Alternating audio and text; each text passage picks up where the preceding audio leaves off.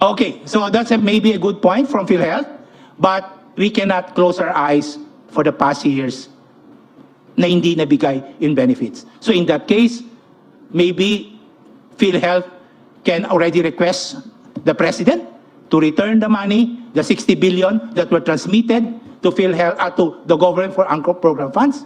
Ibalik na yan sa PhilHealth, and PhilHealth to expand its benefits, hire more people to answer for the needs of the health of our people. That will be all. That allocate funds to answer for the subsidy of government to PhilHealth. Mentioned earlier, syntaxes, etc., etc. Now, do you know the actual collection of government corresponding to these taxes? And if you have computed this amount, do this equal to the amount PhilHealth requested Office of the President for purposes of subsidy for indirect contributors? Your Honor, I do not have with me the exact certifications I need to get an answer to this, because this is in relation to the question of a special fund. Yung collection ng gobyerno sa mga taxes, PAGCOR, etc., for the year, ito rin ba ang hiningi ng PhilHealth sa Office ng President para doon sa subsidy ng indirect contributors? For me, it should be the same amount. I believe our colleagues from PhilHealth or probably DOH would be in a better position to answer this on the exact amounts, Your Honor.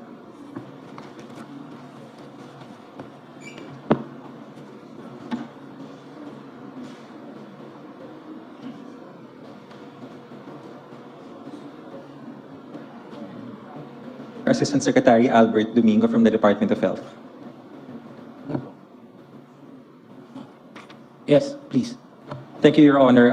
To the question on how the PhilHealth computes its request for a budget, it does not refer to the computation on the syntax allocation. Instead, it counts the number of members based on a database. There is a database on indirect members, and then it generates a list. It enumerates the number. The exact number escapes me now, but this is the process. And then that number is submitted, multiplied by a factor, which is the premium rate, and then it is submitted to the Department of Budget Therefore, Management. when you come up with your budget request for the subsidy, you don't actually consider the taxes being collected that Congress passed for purposes of subsidy for indirect contributors.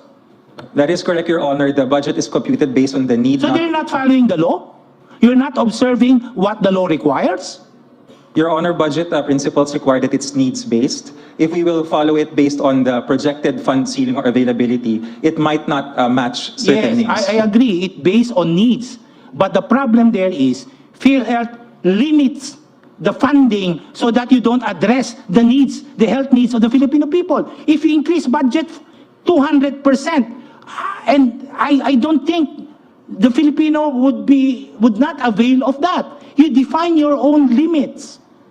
The Congress allocates budget or collects taxes, provides for collection of taxes to answer for the subsidy of PhilHealth for indirect contributors. Now, when you request money for subsidy, ang ibig mong sabihin, hindi mo papakailam yun? Hindi mo naiintindihin yun? Gagawa ka ng sarili mong formula because you have limited understanding there's a limited need of our people for health.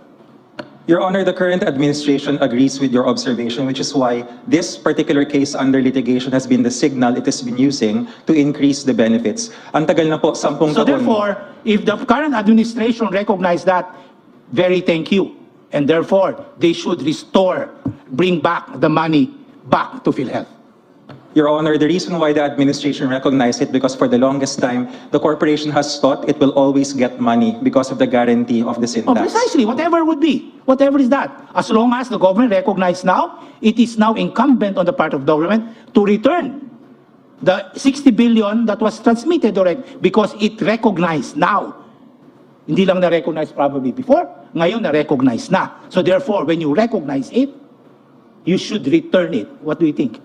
Your Honor, if it pleases the court, Section 58, the sovereign guarantee, even without this maneuver of the 89.9, government can and always will increase the benefits. But the signal, Your Honor, if it pleases the court, that this litigation gave is a strong signal for it to do so.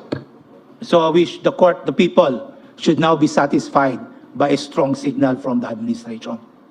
Your Honor, it's not necessarily the administration, it is the fact that the reserves, the amounts. The government. Yes, sir, yes, sir. So a strong signal from the government to help PhilHealth and expand benefit should now be enough for our people to rely on. This is the start, Your Honor. If the case is allowed to proceed, if the transfer is allowed to proceed, it is a use it or lose it signal, which all national government agencies have, so that we will use our funds. GOCCs like PhilHealth do not have that signal, and they think, at least before the current CEO or the current administration, they think that just because there is an earmark, whether hard or soft, that they will get the money, and there is no stimulus for them to actually increase the benefits. When you prepare this budget of yours for subsidy, why did you not consider the collection made by government, by BIR, on the sin taxes? What was the reason behind that? Your Honor, mathematically, it's the premium rate. The way that the premium rate is determined, unfortunately, is not actuarially fair. It is not based on the spread of benefits that is due the Filipino people. Kulang po talaga yung binabayad ng PhilHealth. 10% lamang po in 2024. Kaya dapat po talaga taasan. And mathematically, the only way to do this is to increase the benefit packages, which we are doing now. But the government collected taxes already, representing supposedly the subsidy. Why would government not transmit everything to PhilHealth as originally intended?